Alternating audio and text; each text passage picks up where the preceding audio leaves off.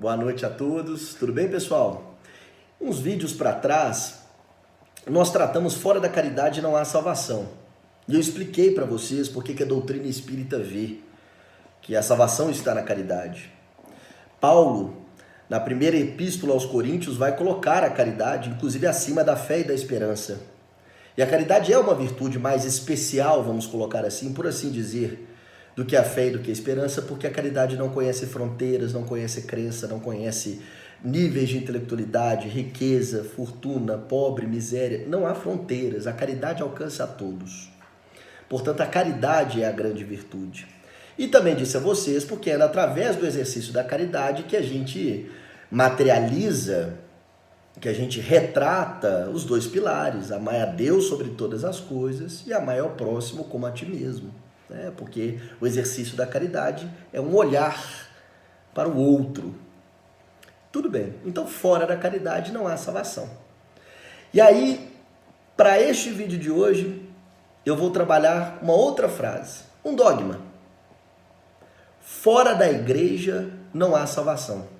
O que pensa a doutrina espírita a respeito deste dogma?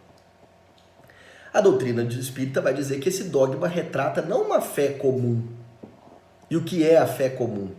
É aquela fé na imortalidade da alma e na existência de um Deus supremo. Não. Esse dogma retrata uma fé particular. Uma fé que não une os irmãos, que não une os filhos de Deus. Ao contrário, os divide. Porque aqueles que não estiverem dentro da igreja estão condenados. Os que estiverem estão salvos. Porque se fora da igreja não há salvação, então é dentro da igreja que nós iremos encontrar a salvação. Santo Agostinho vai dizer: quantos lobos há dentro dessa igreja e quantas ovelhas há fora dela. Então é uma fé que separa, que divide, que desconhece a igualdade e que incita animosidades. Aqueles que a abraçam estão salvos. Aqueles que a renunciam, esses estão condenados. E aí a gente tem que pensar uma coisa, quando a gente fala de fé comum. Lá no capítulo 1 do livro A Gênese, para quem não sabe, é uma das obras da codificação, pessoal. O Kardec vai colocar a importância das religiões e de seus reveladores. E ele vai dizer, olha, todas as religiões tiveram seus reveladores. E por mais que aquilo que os reveladores, nos seus discursos colocavam, por mais que eles estivessem longe de acertar, estivessem bastante errados, eles tinham um papel importante. Em razão do local, em razão da época. E eles eram efetivamente, relativamente superiores às outras pessoas para quem eles dirigiam os seus discursos. E querendo ou não, eles agitavam as coisas e acabavam semeando o germe que mais lá na frente, o germe do progresso, que lá na frente iria desabrochar no cristianismo. E aí Kardec fala assim, olha, vai chegar o momento, essas religiões, portanto, não devem sofrer nenhum ataque, porque vai chegar um momento que todas as religiões vão se tornar uma só, porque elas encontram dois pilares em comum, que é o que a gente chamou aqui de fé em comum. Elas têm a crença na imortalidade da alma e na existência de um Deus supremo. Então, em algum momento, tudo vai se convergir, Kardec coloca, no capítulo 1 da obra A Gênese. E não é só isso. Se nós formos lembrar daquela passagem da Bíblia em que Jesus Cristo se encontra com uma mulher da Samaria, próxima ao poço de Jacó. Essa mulher, ela olha para Jesus Cristo e o questiona sobre o verdadeiro lugar de adoração a Deus. Qual o lugar de adoração a Deus? Ela pergunta isso aí. E ela pergunta, qual é o lugar? É Garizim, que era onde os samaritanos cultuavam a sua divindade, ou é no Templo de Jerusalém, que é o centro do culto, que era o centro do culto religioso de Israel?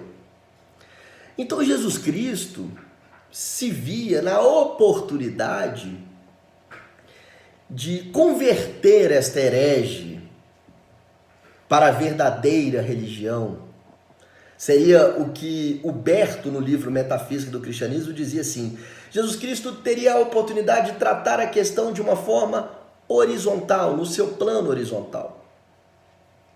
Mas nós sabemos que Jesus Cristo não se atém a isso.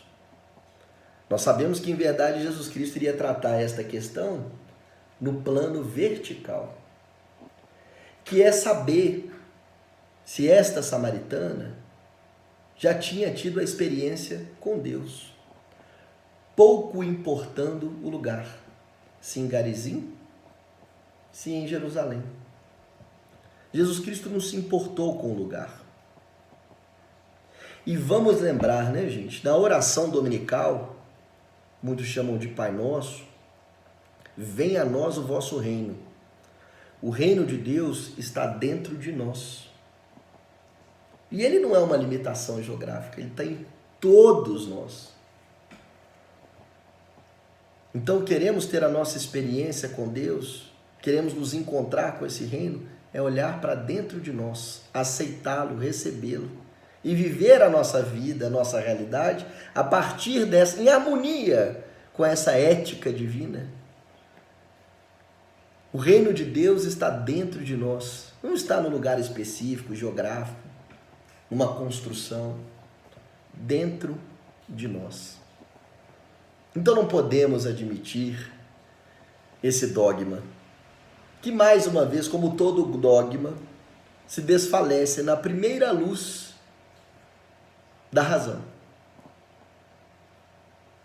E aí eu queria trazer para vocês um trecho muito bonito de Huberto nesse livro da Metafísica do Cristianismo.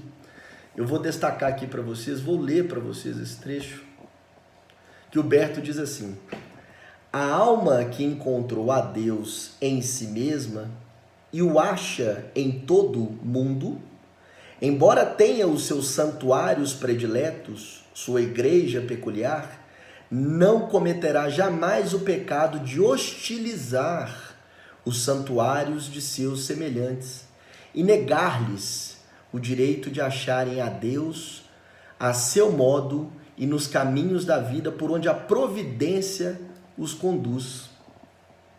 Os que restringem a adoração de Deus ou o culto religioso a determinada igreja ou religião, com exclusão de outras formas de religião, apostataram do cristianismo.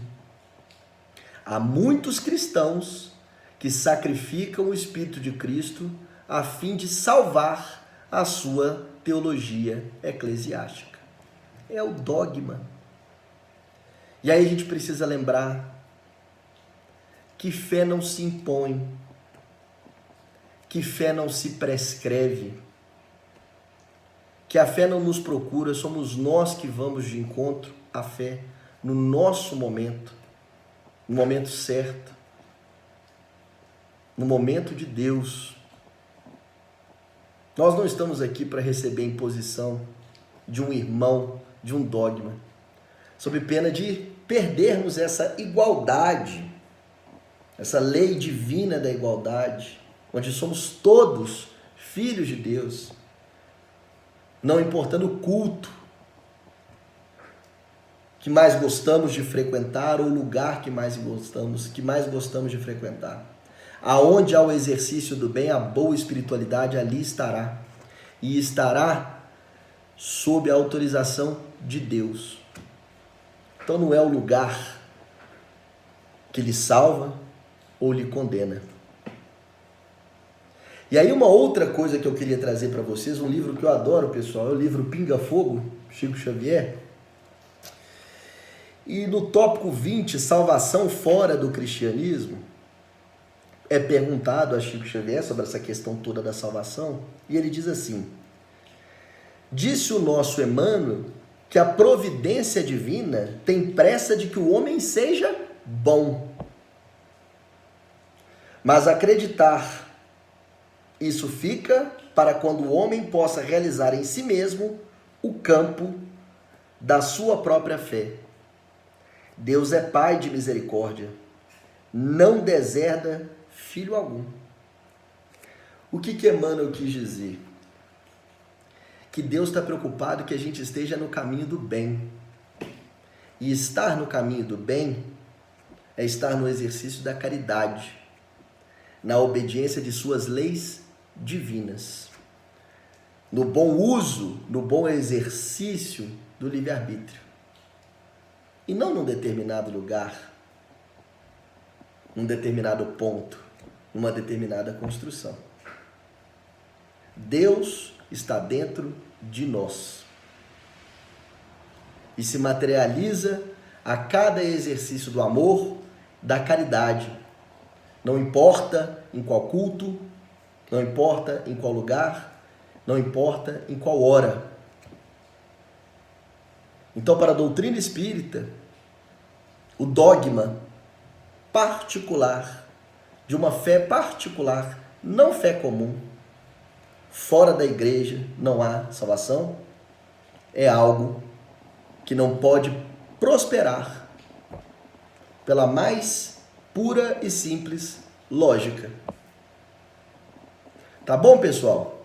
Um forte abraço para vocês e fiquem com Deus. Até a próxima!